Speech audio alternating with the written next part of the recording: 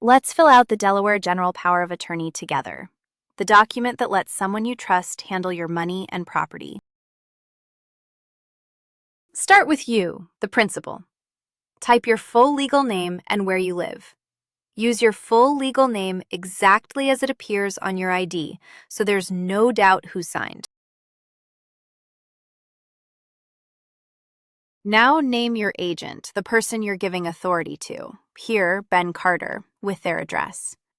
And name an alternate, here Carlos Diaz, in case your first choice can't serve, so your document doesn't stall if something happens.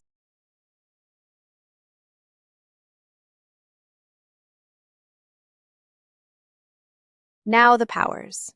The form lists subjects, A through N. To give your agent authority over everything, initial the line in front of N. To grant only some, initial just those specific lines instead. Then choose when it takes effect. Here, effective immediately. One important thing. Depending on your state, a general power of attorney may stop working if you become incapacitated. If you want it to keep working no matter what, ask about a durable power of attorney instead. Finally, print your name and date it. Sign it the way your state requires. We'll cover those exact rules in the recap. Then, give a copy to your agent and to anyone they'll deal with, like your bank.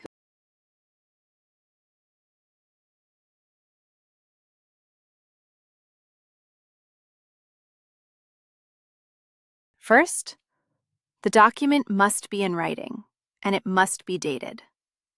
Next, the principal needs to sign the document. Now, if the principal cannot sign personally, another person may subscribe the principal's name, but only in the principal's presence, and only at the principal's express direction. The signing must also take place in the presence of a notarial officer, so you'll need to arrange for notarization. You'll also need an adult witness present. However, that witness cannot be someone related to the principal by blood, marriage, or adoption.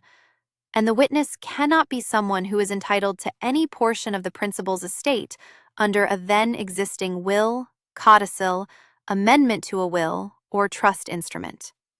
Finally, your chosen agent cannot simply begin acting on your behalf right away. The agent must first execute a certification and affix it to the power of attorney, in substantially the form required by law.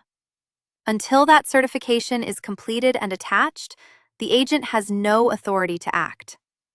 So to recap, written, dated, properly signed, notarized, witnessed by a qualifying adult, and accepted by the agent through a completed certification. Remember, this is general information, not legal or tax advice.